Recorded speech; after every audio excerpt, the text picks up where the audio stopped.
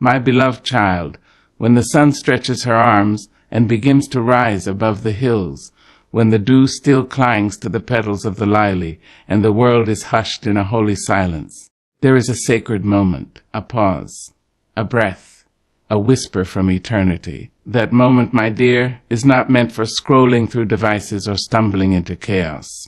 That moment is meant for God. Before you open your mouth to speak to man, speak to God. Before you plan your schedule, honor the one who gave you time. Before your feet touch the ground, let your soul touch heaven. Because when you give God the start of your day, He gives you the strength to walk through it. You see, I've lived long enough to tell you this. Mornings are not merely a beginning. They are a promise. The world is reborn each day, and so are you. It's not just light that comes through your window. It is mercy. It is grace. It is another chance to do it better, to love deeper, to forgive stronger. And what better way to honor this gift than to give the giver your first breath, your first thought, your first thank you. When the morning breaks like a soft-spoken promise, when the darkness yields to a tender light that spills across your face and fingertips, child, you must know. This is not just a new day. It is a new beginning, wrapped in divine mercy. The clock has not simply turned. The heavens have opened to say, try again, beloved. Begin again. Now hear me. Because I speak not just from poetry, but from a place of knowing. I have lived through mornings heavy with sorrow and mornings light as dandelions dancing in the wind. And I tell you, the difference between despair and joy, between stumbling and soaring, begins with where you place your heart the moment your eyes flutter open. Before you rise and check your calendar, your phone, or the expectations that weigh like bricks on your shoulders, take pause. Take a breath and then take it to God. You see, the morning is the most sacred time. It is the hush before the chore, the moment before the world begins to shout. It is where clarity lives and where peace waits with open arms. And oh, what a shame it would be to give that sacred silence to anything but your Creator. God deserves the first, not because He demands it with fire and thunder, but because He offers you love that's patient, kind, and enduring. He is not a tyrant, but a lover of your soul. And love, true love, asks to be remembered first. So rise, and let your first words not be complaints, or worries, or sighs too heavy for a morning breeze. Let your first words be thanks. Let your first words be praise. Let your first words carry the fragrance of hope, of surrender, of faith. Good morning, Lord. Thank you for this day. That simple utterance is not small. It is a key that opens heaven's windows. When you acknowledge God before your feet even touch the ground, you are saying, I trust you more than my plans. You are saying, you are greater than the fear I woke up with. You are saying, lead me and I will follow even if the road is uncertain. And God, sweet and mighty, responds. He meets you in the quiet. He wraps Himself around your worries like a mother wraps her child in a blanket. He whispers peace over your anxious thoughts. He fills your empty cup before the world has a chance to pour in bitterness. When you give God your first child, you set the tone for everything that follows. Now, let's not pretend it's always easy. There are mornings when the alarm startles you like a thief. There are mornings when your heart is too heavy, and your mind is already 10 steps ahead, tangled in what-ifs and never-should-haves. But it is precisely on those mornings that the invitation to begin with God becomes more powerful. He is not waiting for your perfection. He is waiting for your presence. You don't have to come with eloquent prayers or rehearsed devotion. Just come. Whisper His name through cracked lips and weary soul. He will answer. You don't need to fix yourself before you come to Him. That's like trying to wash off the mud before stepping into the bath. No, come as you are, broken if you must, silent if you must, crying if you must. Just come. When you give God the beginning of your day, you're not giving Him something extra. You're returning to the source of your breath. You're aligning yourself with eternity. You're stepping into rhythm with the divine symphony that plays beneath the noise of this world. And what happens next? Oh, child, you'd be amazed. The chaos may not disappear, but suddenly you'll walk through it with a stillness in your bones. The troubles may knock, but they won't shake your foundation. You'll speak gentler. You'll listen deeper. You'll walk taller. Because when you've been with God first, the rest of the world becomes small in comparison. Do not underestimate the power of starting your day with Him. Mountains begin to shift. Doors begin to open. Strength you didn't know you had begins to rise from places you thought were dry and forgotten. And it's not because God suddenly changed the world. It's because He changed you. He steadied your hands, cleared your mind, reminded you of your worth, and wrapped your soul in courage. And that, my dear, is enough to face anything. So every morning, when the light begins to break and the birds begin to sing their ancient songs, join the chorus. Let your soul sing too. You don't have to be loud. You don't have to be long. You just have to be reeling. Be present. Say, God, this day is yours. Let me walk in it with grace. Say, God, you gave me breath, and now I give you my heart. Say, God, be the first and the center and the last. Because when you give God the start of your day, you give yourself the chance to walk in purpose. You give yourself the peace to walk in storms. You give yourself the joy that isn't stolen by circumstance. You give yourself the guidance of a love that never fails. So tomorrow when you wake, don't just rise. Ascend. Don't just stretch your body. Stretch your spirit toward heaven. Lift your hands or your heart or your silent breath and give it to God. He's waiting. Not because He needs to be reminded, but because you do. Yes, child. Always give God the start of your day, and you'll find that He'll give you strength to finish it with glory. There is a beauty, my dear, in beginnings, a hush before the music, a stillness before the rise, and there is a peculiar power in those quiet, sacred moments when the sun has not yet claimed the sky, when your eyes flutter open and your spirit has yet to be clouded by the noise of the world. That, my beloved, is the moment to reach for God. When you give God your first breath, your first thought, your first thank you, you are not only honoring the Creator, you are preparing your soul for the day ahead. You are not merely praying, you are aligning. You are centering your being in something eternal, something unshakable, something holy. And let me tell you, there is a holy armor that wraps itself around those who seek the face of God before seeking the face of the world. There is a covering that goes beyond fabric, beyond flesh, beyond understanding. When you choose to begin your day with Him, He clothes you in peace. He girds you with grace. He anoints your head with clarity, and He fills your hands with strength. Now, child, I've walked through storms that would have swept me off my feet had I not knelt before God at daybreak. I've stood on battlefields where words were arrows and silence was a sword. And still I stood, not because I was mighty, but because I had made time for the mighty one. You see, when you give God the beginning, He gives you the strength to handle the middle and the end. When you lift your soul to heaven before lifting a finger to the day, something divine shifts. The weight that threatened to break you becomes light in His hands. The chaos that waited outside your door finds no entrance, because peace has already taken residence within.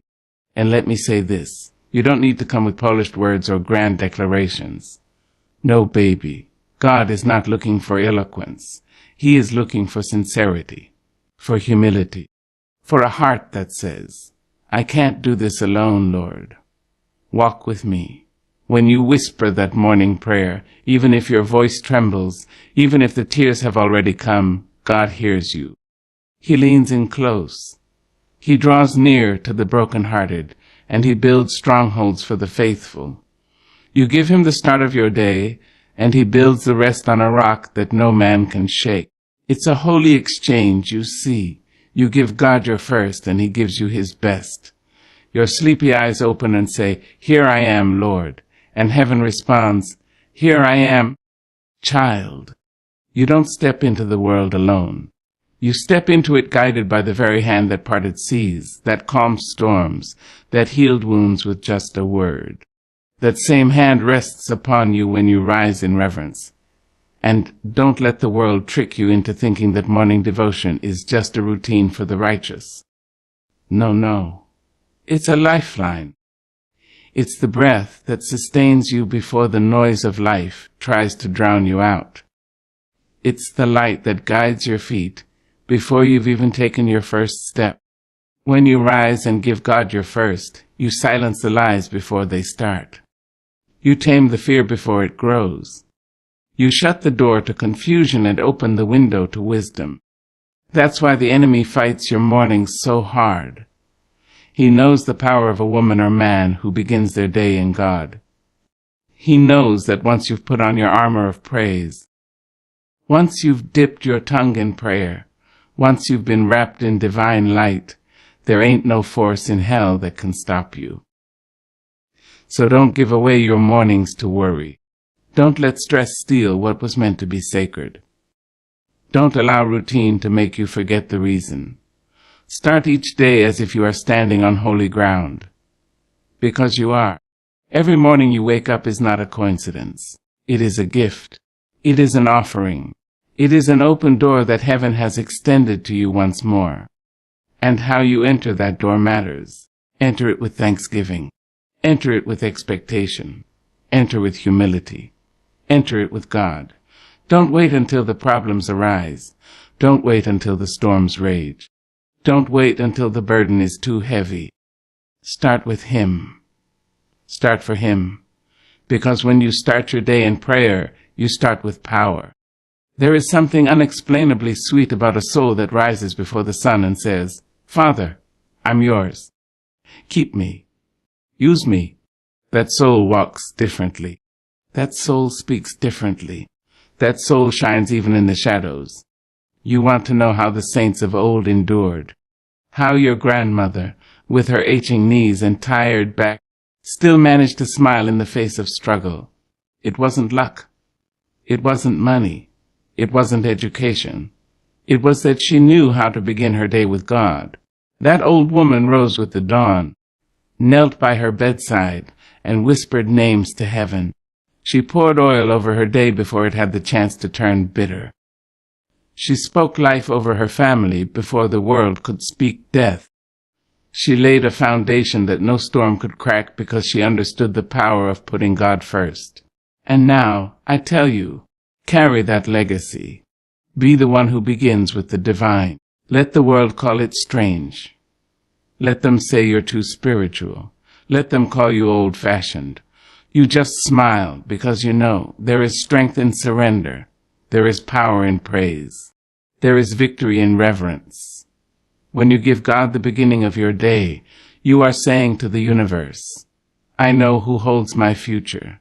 You are telling every demon, every doubt, every dark thing that waits to challenge your PC, "I've already been with God, and I am not afraid." So, my dear, make it a holy habit. Before your feet touch the floor, before your hands reach for the world, lift your heart to heaven. Let your soul sing a morning hymn. Let your breath be soaked in gratitude.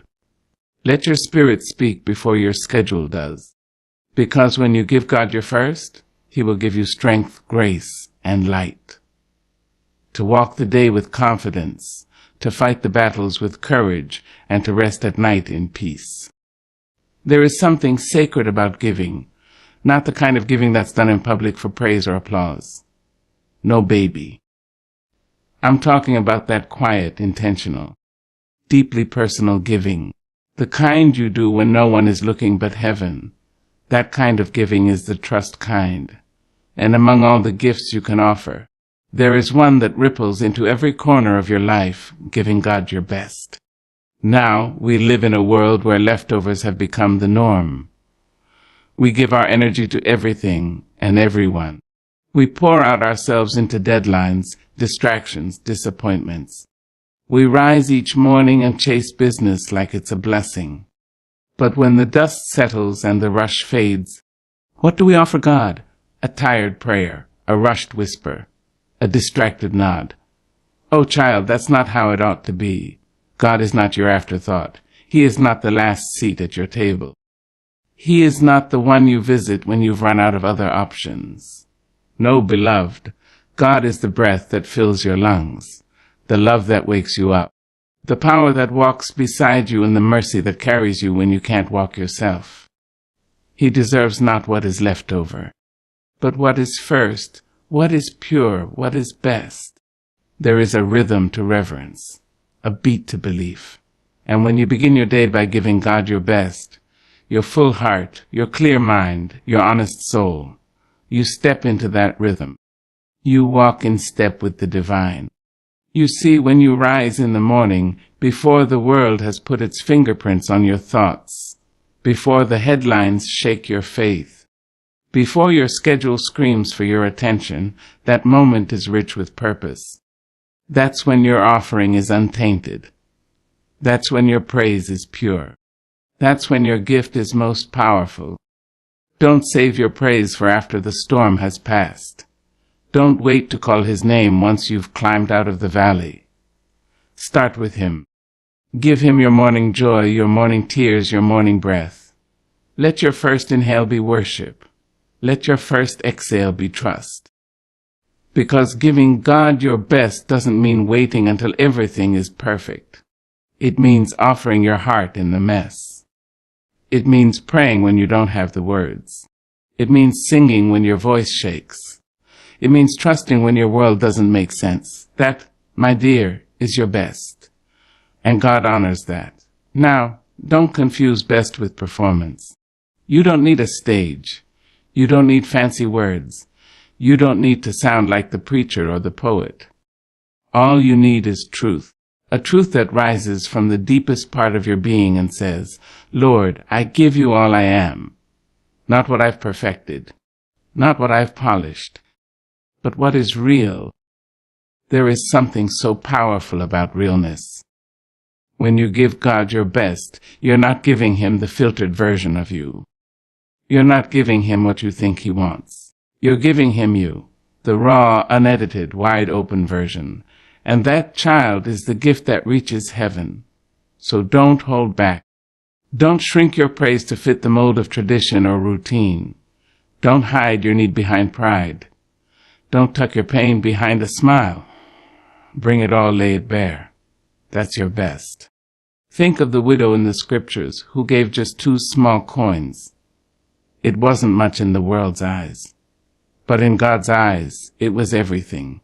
Because she gave out of her soul, not her surplus. She gave with reverence, not reluctance. She gave first. And heaven took notice. The same is true for you. When you give God your best, heaven leans in.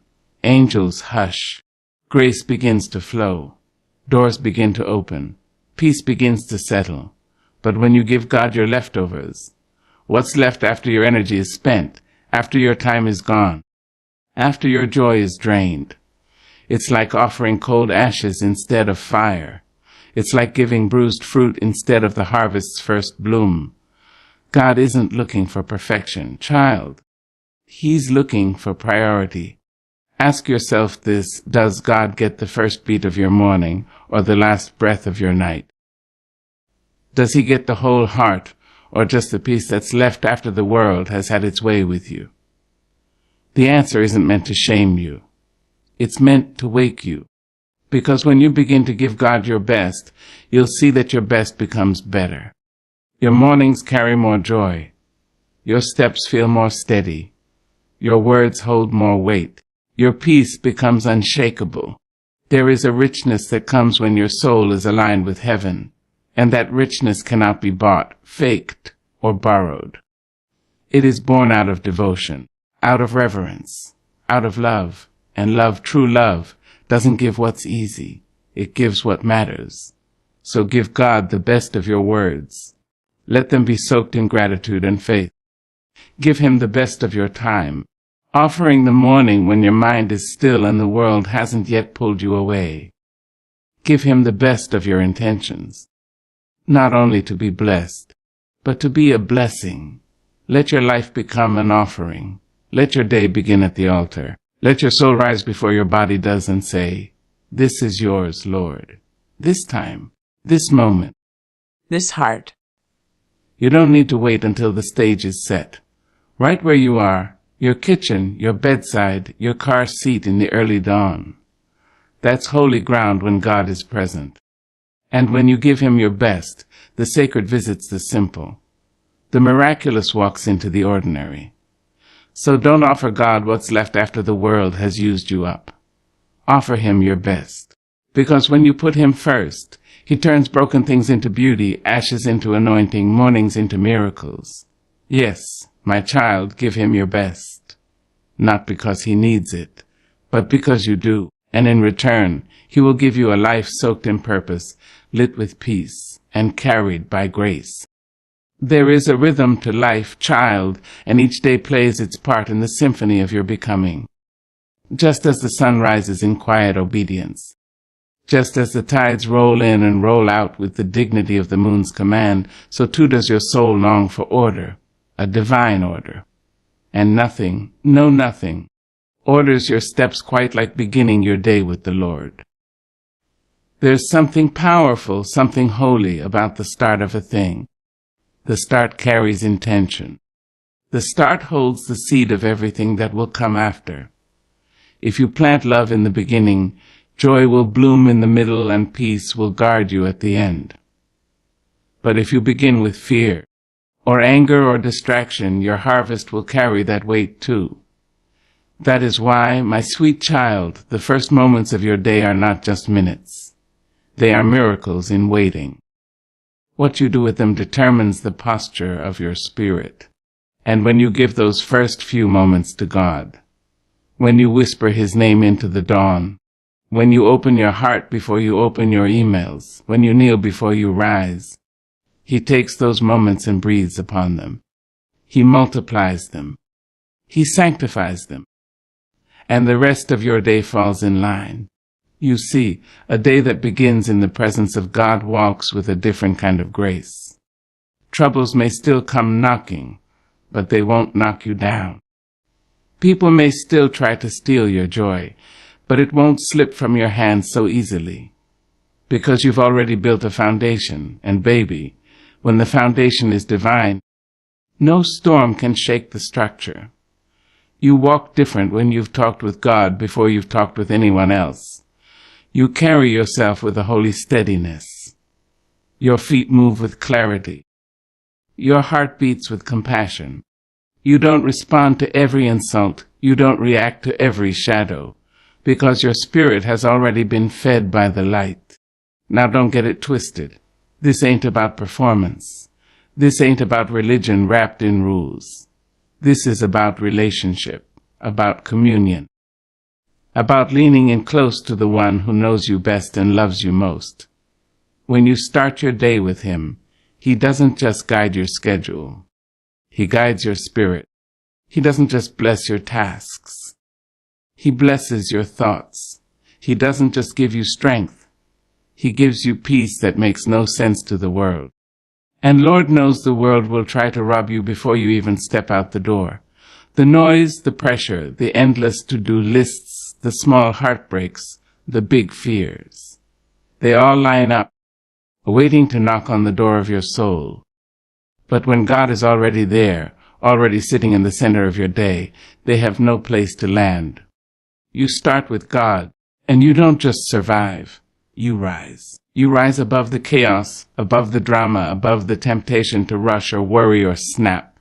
You rise with intention. You rise with joy. You rise with a knowing that you are not alone in the hours that lie ahead. And listen here, beloved, time given to God is never wasted. It is invested. It is multiplied. You may think you're too busy to sit in stillness, to whisper a prayer, to crack open that Bible, but child, let me tell you, your spirit can't afford not to. A day not started with God is like a journey without a compass, like a meal without bread, like a song with no melody. You can move through it, sure, but there'll be something missing. There'll be a piece of you still hungry, still wandering, still waiting. But when you begin with Him, everything changes. Your morning becomes more than a routine. It becomes a revival. Your home becomes more than a shelter. It becomes a sanctuary. Your words become more than sound. They become balm. And your steps, oh honey, your steps become part of something divine. Because starting with God means you're walking in step with heaven. It means your choices are no longer guided by impulse or fear, but by wisdom. It means your spirit is tuned to a frequency that hears God's whisper in the midst of the world's noise. Now, I know some mornings don't feel holy. I know there are days when you wake up and the weight of it all comes crashing in. But even then, especially then, begin with Him. Start with your sigh. Start with your tears. Start with your silence. Just start. You don't have to feel spiritual to be faithful. You don't have to be loud to be heard by God. You don't even have to speak. Just be still, and He will meet you there. And baby, once He's in your morning, He'll be in your afternoon too. He'll be in the middle of that meeting you're dreading. He'll be in the hallway when you need courage. He'll be in the silence when the world doesn't understand you. He'll be in the laughter and in the ache. Because you welcomed Him at the beginning, He'll stay until the end. So let your morning be your offering. Let the first words that rise from your lips be words of praise, not complaint. Let your first breath be gratitude, not worry. Let your first thought be surrender, not strategy. Because when you give God the beginning, He blesses the middle and secures the end. He walks with you. He whispers wisdom. He fights battles you never even knew were coming. And He does it all because you honored Him first. So tomorrow, when the light creeps through your window and the day begins again, don't just rise. Rise intentionally. Rise with purpose. Rise with God.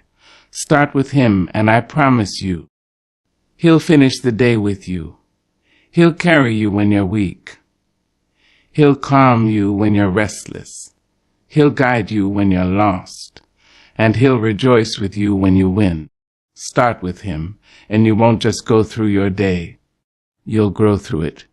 You'll move from wary to wise, from rushed to rooted, from scattered to sacred. Because when you start your day with God, you are not just living, you are living on purpose. There is a quiet truth, my darling, tucked deep in the folds of our daily living.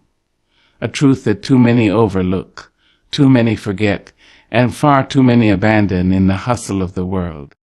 And it is this: when you make it a daily habit to seek God in the morning, you don't just awaken your body, you awaken your relationship with the divine. See, relationships need tending. They need water. They need warmth. They need presence. And your relationship with God is no different.